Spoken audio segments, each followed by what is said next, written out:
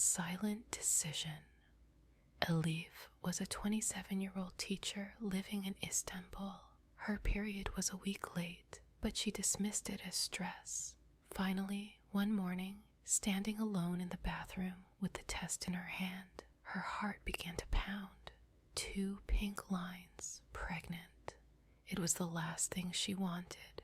She wasn't ready, not emotionally, not financially. Her relationship with her partner was mired in uncertainty, with so many other things in her life to sort out. Bringing a child into the world just wouldn't be fair, not to her and not to the child. After some brief research and a few phone calls, she made an appointment at a reputable clinic. The clinic was on a quiet street, simple but spotless. There was hardly anyone inside. The woman at the reception desk spoke in a soft voice, but Elif couldn't really hear her words. Her head was spinning, her stomach churning. After the ultrasound, the doctor confirmed she was 6 weeks along. "We can do it with a local anesthesia," he said. "You can go home the same day." That afternoon, she prepared for the procedure. She put on a thin white gown. As she lay on the table, her legs were placed in cold metal stirrups. A thin blanket was draped over her, but it couldn't stop her from shivering. When the local anesthetic was administered, she felt a brief, sharp burn, then pressure.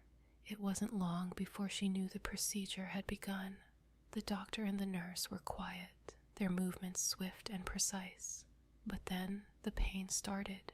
It wasn't as mild as she had been told. A deep, sharp cramp seized her, as if squeezing her insides. She felt a pulling sensation deep within her abdomen.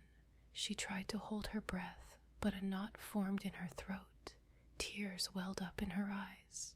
She squeezed the nurse's arm so hard, the flesh beneath her fingers turned white. "Hold on," the doctor said. "It's almost over."